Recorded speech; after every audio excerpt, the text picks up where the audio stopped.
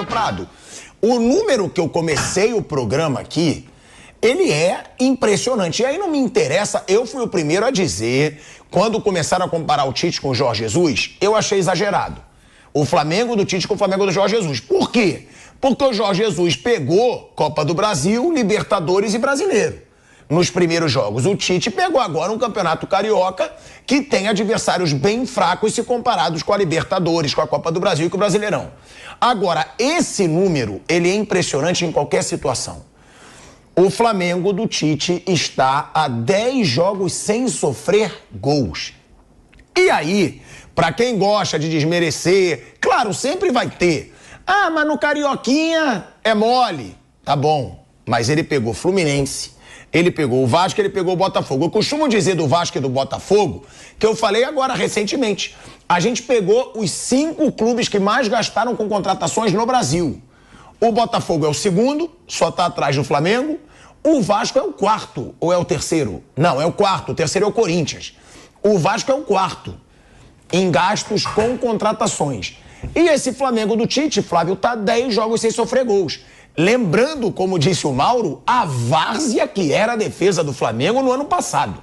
Gente, eram gols ridículos, eram jogos ridículos, era zagueiro que não pulava em bola aérea, era jogador acomodado que não marcava lá na frente, era um Flamengo ridículo quando queria, como eu falava na época, sem vergonha na cara. E hoje a gente vê um Flamengo como esse. É claro, acho cedo pro torcedor dizer, vamos ganhar tudo, que tem muito já falando isso, mas o torcedor pode. Agora, esse número do Tite, Flávio, pode ir ainda mais longe, porque tudo leva a crer que o Flamengo pode até encerrar esse Carioca sem sofrer gol. Olha, Pilhado, boa tarde meus amigos. Eu não tomo o campeonato regional com referente em nada, realmente não. Então eu estou olhando o Flamengo, a montagem do time, a maneira como o time está jogando. E dá para arriscar que o Flamengo vai brigar muito por todos os títulos.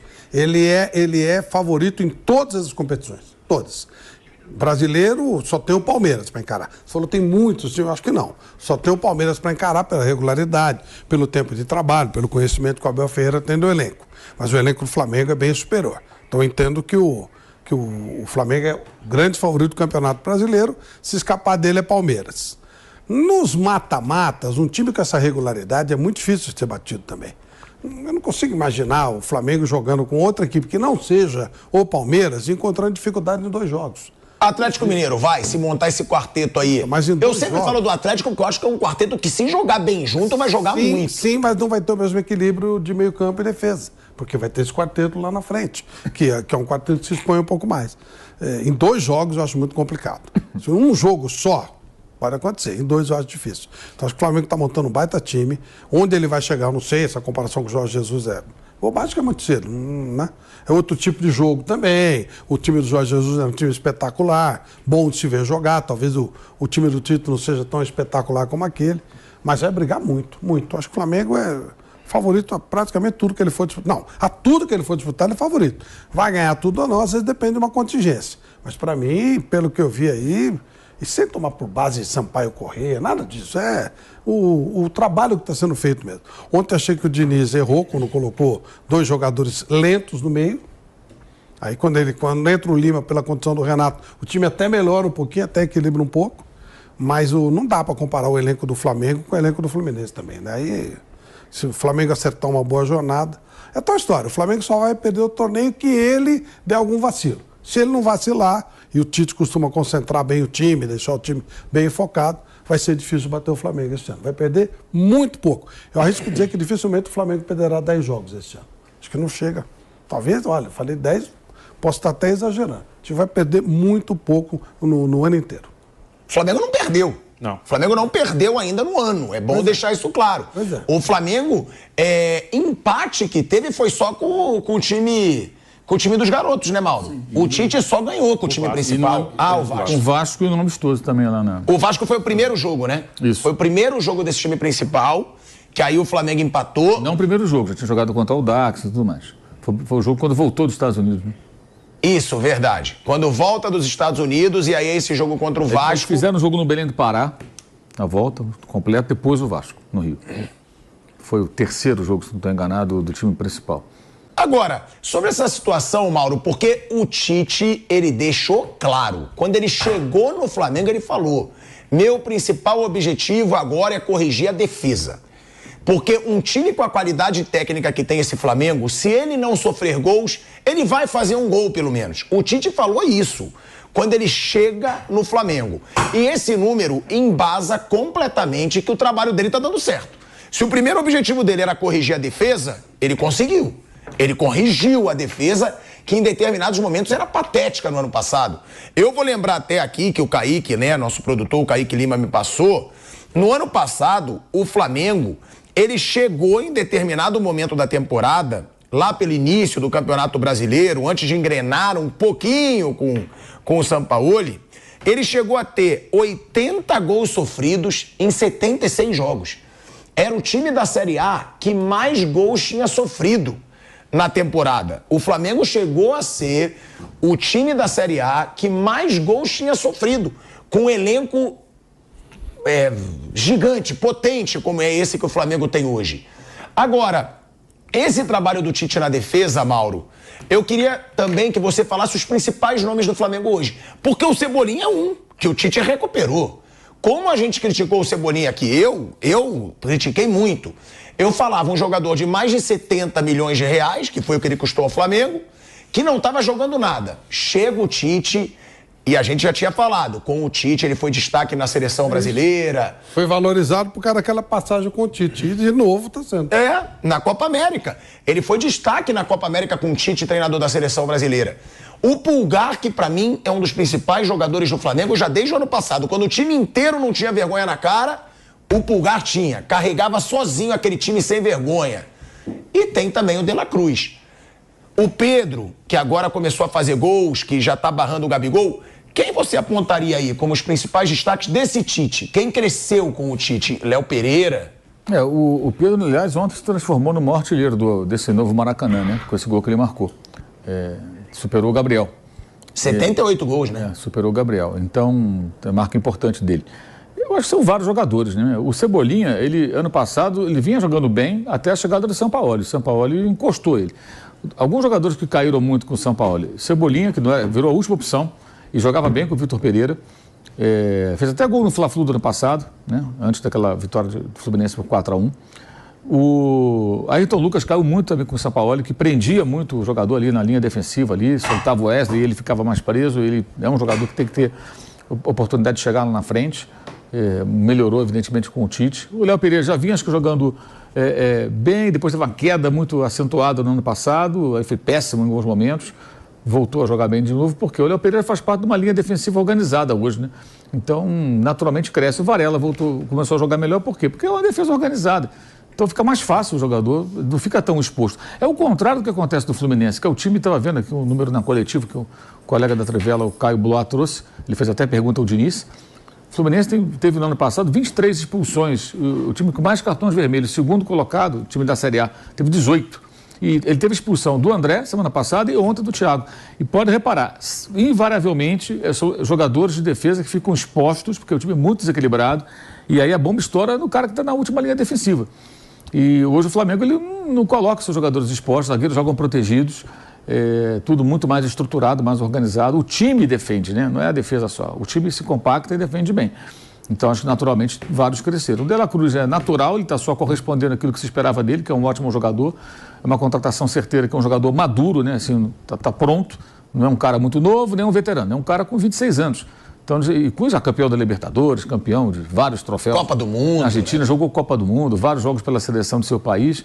Então, é um cara já pronto, um jogador que você traz, assim, ó, põe ali e vai jogar. É mais ou menos como quando o Gustavo Gomes chegou no Palmeiras. Um zagueiro pronto, que estava no Milan, não estava sendo aproveitado. Pegou, põe no time e vai funcionar, cara. Dificilmente vai dar errado. Jogador pronto, maduro. O Arrascaeta tem uma questão física. Ontem ele deu um carrinho para roubar uma bola do Arias. No final do jogo, 45 minutos quase, ou perto de algo em torno disso. Ele veio, deu um carrinho limpo e tocou, roubou a bola. A gente estava vendo até isso, né? No fim do jogo, o Flamengo ainda estava marcando pressão. E o Arrascaeta estava saindo com 15 minutos no máximo do segundo tempo, ele saiu com a língua para fora. Agora, no final do jogo, ele está dando um carrinho. Ele fez o passe para o gol do Pedro já no finalzinho da partida. Estava lá participando, né? Então, acho que é o coletivo, é muita gente crescendo, porque o time está mais organizado. O time é organizado, os jogadores crescem de rendimento.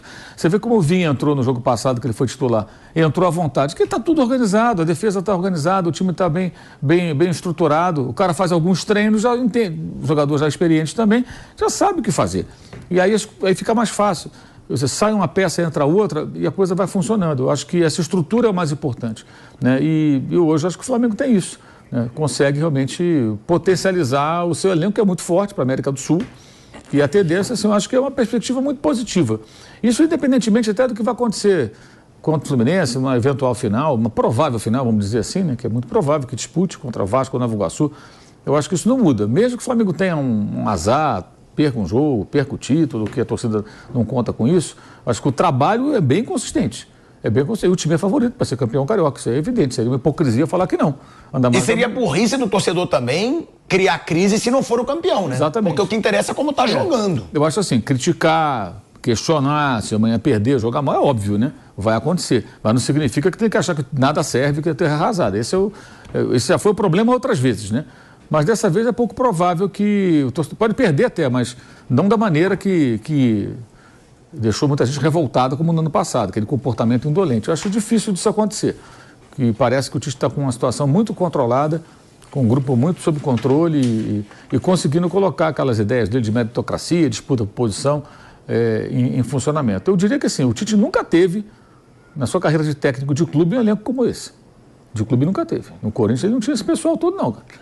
Não tinha, pelo contrário, o time de 2012 é um time de vários renegados.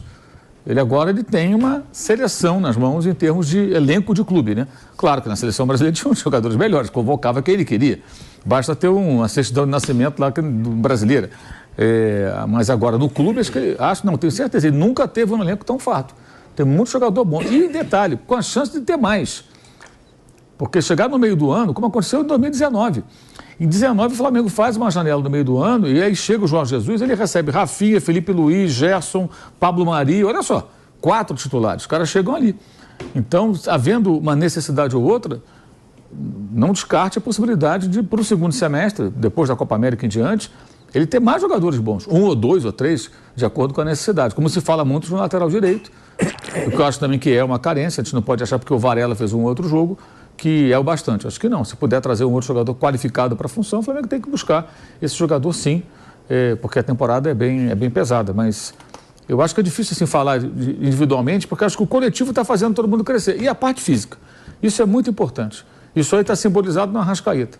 Ele não se arrasta mais. Agora ele joga. Até o fim. Ontem nem fez uma partida brilhante, né? Mas achou aquele cruzamento. Mas quando deixa a criança ali sozinha, aí é um problema, amigo. Ele é um passe. O Flamengo cruzou muita bola ontem também. Alguns cruzamentos aleatórios, mas os 2 gols não foram de cruzamentos aleatórios, né? O cruzamento do Pulga foi buscando o Cebolinha com muita consciência, invertendo o lado. E o do Arrascaeta foi uma brincadeira, um esculacho, né? Ele põe na cabeça do Pedro, cobrindo a defesa, não dá para o Fábio sair. O Fábio salvou o Fluminense, né? Tem gente dizendo que ele falhou no gol do Cebolinha, acho até que talvez desse para defender, com um pouco de sorte. Ele toca na bola, mas é muito de perto, né? É muito a queima-roupa. Ele teria que ter tido um pouco de sorte, que a bola bate no corpo dele, meio que ricocheteia e vai para dentro do gol. Com um pouco de sorte, ele ia bater no corpo e ia para fora. Ele quase defende. Mas foi muito de perto. Para mim, a falha não é dele. A falha era o Thiago e o Guga, não. Era o Guga e atrás dele o Arias. O Guga erra o tempo de bola, o Cebolinha é da altura dele. A bola passa por cima, o Cebolinha cabeceia. Como antes, a bola passou por cima do Thiago, o Guga estava atrás e o Pedro cabeceou sozinho, mas deu um petelequinho de cabeça. A do Pedro, talvez, eu acho que ele poderia ter saído na bola. Sim. Foi muito perto do gol. Sim, pode ser. Né? Pode mas ser. Ele salvou o Fluminense. Pode ser, ele salvou, fez várias defesas difíceis, vários, e o Rossi não fez defesa nenhuma. O Rossi só apareceu dando um soco na bola para afastar um cruzamento no segundo tempo. E o Fluminense foi melhor ali, que eu discuto muito isso, melhor durante o quê? 5, 10 minutos? Porque pressionou um pouco, estava perdendo, tinha que pressionar, mas assim, pressiona e fica exposto. E é claro que o Tite sabia disso, o Flamengo sabia disso. A arma estava pronta. Ou o Fluminense tem a sorte de acertar logo, fazer um gol rápido, para igualar o jogo, e ainda assim não seria o bastante, ele tem que procurar a vitória, né? Ou ia sofrer com um contra-ataque. E o Cebolinha ia para dentro ali naquela bola. Aí o Thiago faz a falta dura e expulsa ali, o jogo muda completamente. Então, mesmo quando o Fluminense melhora do jogo e tem até um certo domínio, ele está, assim, exposto demais. E isso é um problema sério que tem o time do Fernando Diniz, né? Os zagueiros ficam muito expostos. Ontem o Felipe Melo tomou um cartão amarelo porque o Marcelo abandonou completamente a lateral esquerda, foi lá para o ataque, Aí não consegue voltar a tempo e o Felipe Melo foi fazer a cobertura. Aí ele chegou no Bruno Henrique, deu uma enxadada, tomou o cartão. O juiz falou, tirou ele do jogo. Daqui a pouco ele perdeu outros zagueiros, os dois zagueiros expulsos. Teve que fazer a troca rapidamente. Quando entrou o Manuel entrou na expulsão, né? E depois ele põe o Antônio Carlos. Que saiu com bola e tudo, uma bola ali, até um negócio meio patético, né?